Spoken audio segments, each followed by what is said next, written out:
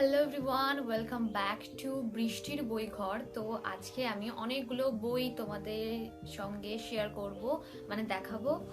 আর সেটা একদমই একটা বুক হল বা বুক আনবক্সিং না। আমি আসলে 2025 সালে যে বইগুলো পড়েছি সেগুলোই তোমাদের সাথে শেয়ার করব। আর তার আগে বলে রাখি, আমি সব বই দেখাতে পারবো না, কারণ সব বই আমার কাছে নেই। কিছু বই আমার ফ্রেন্ডসদের কাছে আছে, আর দুটো বই আমি আমার একটা দিদিকে দিয়ে রেখেছি, সে পড়ছে। আর কিছু বই যেগুলো আমি অন্যদের কাছ থেকে, মানে আমার পাঠক বন্ধুদের কাছ থেকে নিয়ে পড়েছিলাম, তো সেগুলোও আমি পড়ার পরে তাদেরকে ফিরিয়ে দিয়েছি। তো তার জন্যে আমার কাছে সব বই নেই, কিন্তু ইতিমধ্যে আমার কাছে যতগুলো বই আছে সেগুলোই আমি শেয়ার করব। আর কিছু বই শেয়ার করব যেগুলো আমি 2025-এ পড়া শুরু করেছি, কিন্তু এখনো শেষ হয়নি। যদিও 2025 এখনো শেষ হতে প্রায় কয়েকটি দিন বাকি আছে, তো তার মধ্যে দেখা যাক আমি কতগুলো বই শেষ করতে পারি। আদৌ একটাও পারি কিনা তাও জানি না, কিন্তু দেখা যাক কি হয়। তো চলো এবার ভিডিওটা শুরু করা যাক।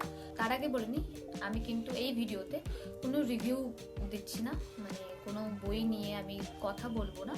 আমি জাস্ট তোমাদেরকে দেখাবো যে বইগুলো আমি পড়েছি। আর কিছু কিছু বইয়ের রিভিউ আমার চ্যানেলে অলরেডি আছে, তোমরা সেগুলো গিয়ে চেক করতে পারো। আর যেহেতু এই চ্যানেলটা একদম নতুন চ্যানেল, তো আমি 2025-এর একদম শুরুতে যে বইগুলো পড়েছিলাম সেগুলোর রিভিউ এই চ্যানেলে নেই, তো তার জন্য সেগুলো আমি শেয়ার করতে পারবো না। কিন্তু যেগুলো আছে সেগুলো তোমরা চেক করে নিতে পারো। তো 2025-এর মানে জানুয়ারি মাসটা আমি শুরু করেছিলাম একটা সেলফ হেল্প বই দিয়ে। তো আমি এই বইটা পড়েছিলাম, ইকিগাই। তোমরা হয়তো এটা দেখেই চিনতে পারবে, কারণ হেন কোনো লোক নেই যে হয়তো এই বইটি দেখেনি বা এই বইটির রিভিউ শোনেনি। তো আমি আর আমার এক দিদি, আমরা দুজনে মিলে 2021 কিংবা 22-তে এই বইটা বিগ বিলিয়ন সেল থেকে পারচেস করেছিলাম, ফ্লিপকার্টের বিগ বিলিয়ন সেল থেকে, দুর্গাপুজোর সময়। তো তখন থেকে এই বইটা আমার বুক শেলফে পড়া হচ্ছিল না, যদিও আমার সেই দিদি তার অনেকদিন আগেই বইটা পড়া হয়ে গেছে। তো এই বইটাতে মেনলি আছে জাপানিজদের secrets way of living a long and happy life. আর এই বইটাতে জাপানের অনেক শহর আর ছোট ছোট গ্রামের অনেক মানুষদের গল্প আছে, তাদের জীবন ধারণের রীতিনীতিগুলো তুলে ধরা হয়েছে ছোট ছোট গল্পের মাধ্যমে। তো হ্যাঁ, তো প্রথম আমি 2025 সালে জানুয়ারি মাসটা, প্রথম মাসটা আমি এই বইটা দিয়ে শুরু করেছিলাম। তারপরে যে বইটা আমি পড়েছিলাম, আমার একটু রোম্যান্টিক নভেল পড়তে ভালো লাগে, তো আমি এই বইটা পড়েছিলাম। এই বইটাও আমার কাছে প্রায় 3 বছর ধরে পড়েছিল বুক শেলফে। আর এটা হলো একটা ইউজড বুক, তোমরা বুঝতে পারছো, সেকেন্ড হ্যান্ড বুক। তো কলেজ স্ট্রিট থেকে আমরা এই বইটা পারচেস করেছিলাম। আসলে আমার এই নামটা দেখে একটু বেশ ইন্টারেস্টিং লেগেছিল, ওয়ার্ল্ডস বেস্ট বয়ফ্রেন্ড। আর তোমরা এখানে দেখতে পারবে যে ওয়ার্ডসটা কিন্তু কাটা দেওয়া আছে, তার মানে ওয়ার্স্ট বিকাম বেস্ট। তো আমার সেটা খুবই জানার ইচ্ছে ছিল যে কিভাবে ওয়ার্ডসটা বেস্ট হচ্ছে। তো এইটা হলো সেকেন্ড বই যেটা আমি 2025-এ পড়েছি। তারপরে আমি যে বইটি পড়েছি সেটি হলো এটি, পুতুল নাচের ইতিকথা, মানিক বন্দ্যোপাধ্যায়ের। তো এই বইটা আমার অনেক দিন ধরে পড়ার ইচ্ছা ছিল, আর ফাইনালি আমি পড়ে ফেলেছি।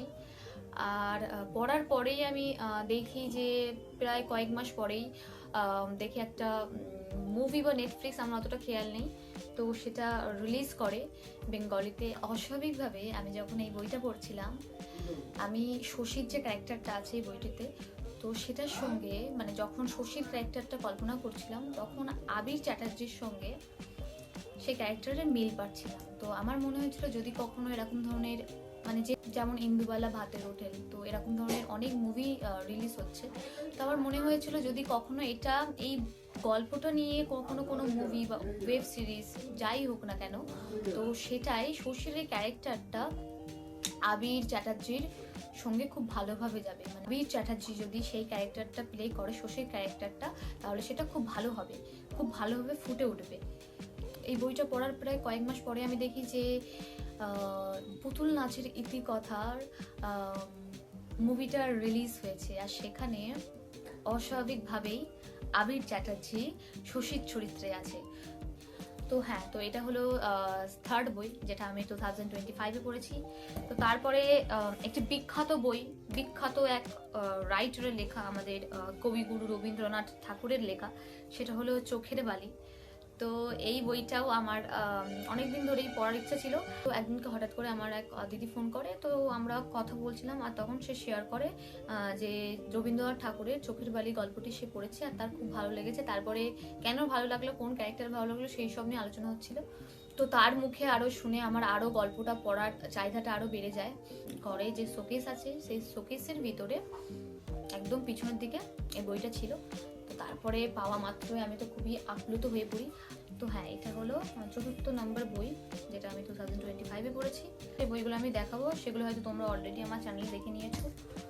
তো সেটা হলো এটি সেই অজানার খোঁজে, আশুতোষ মুখোপাধ্যায়ের লেখা। তো এই বইটার আমি একটু মুদ্রিত মূল্যটা একটু শেয়ার করে দিই তোমাদের সঙ্গে।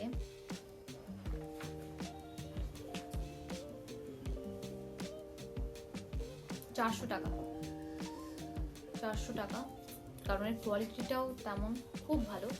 আর এটা হলো মিত্র ঘোষ থেকে পাবলিশ হয়েছে। আর এই বইটার পেজ সংখ্যা 292। তো এরপরে যে বইটি আমি পড়েছিলাম সেটি হলো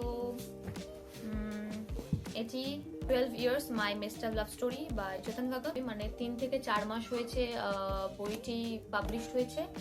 তো এই বইটা তো আমার খুব ভালো লেগেছে পড়ে, তোমরা চাইলে পড়তে পারো। তো এরপরে যে বইটি পড়েছিলাম সেটা হলো এটি too good to be true by Prajakta Koli.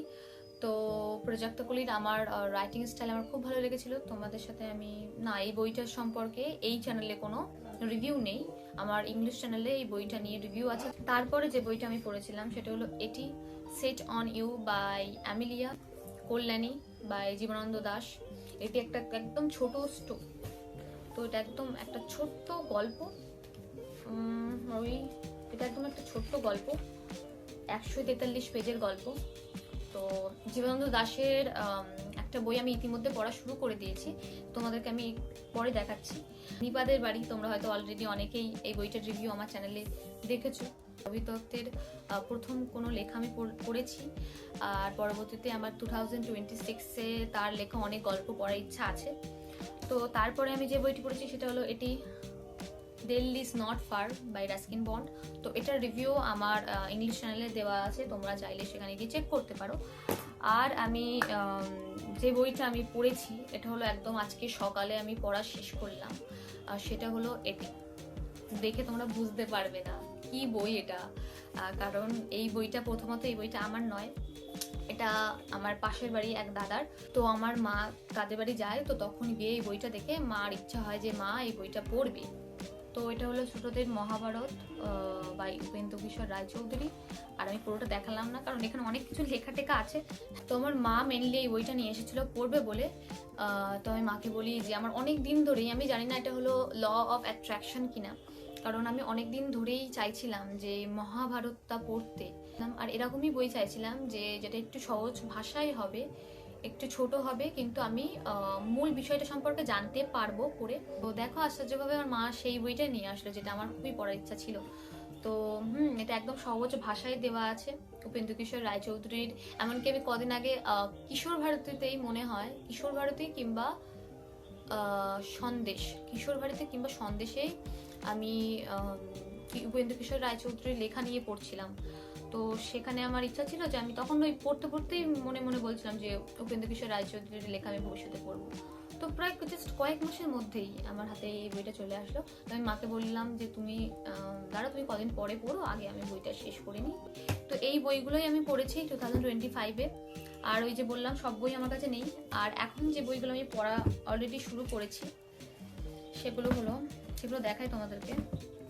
তো ফার্স্ট হলো this one, how to win friends and influence people. এটা আমার অনেক পড়ার দরকার, কারণ to be honest I am very bad at communication. I don't know what to say what and not.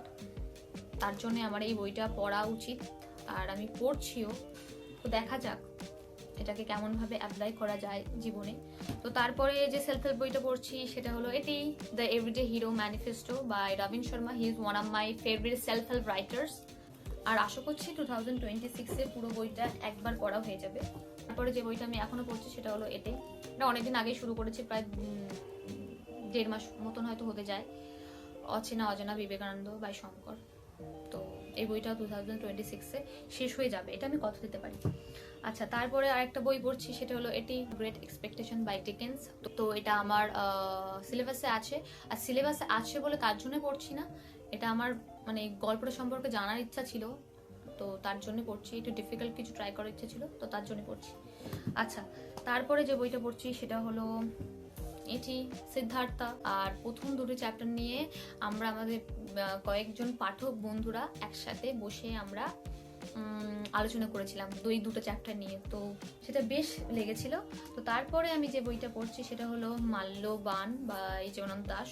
তো এটা আমার বই না, এটা হলো আমার এক দিদির, যে আমাকে এই বইটা গিফট করেছিল, তো এটা তার।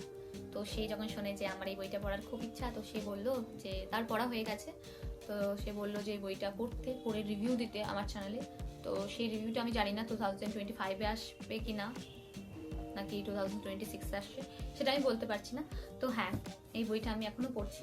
তারপরে যে বইটি পড়ছি সেটা হলো এটি, পাতাঝরা মরশুম বাই সরঞ্জিত। এটাও এখনো শেষ হয়নি।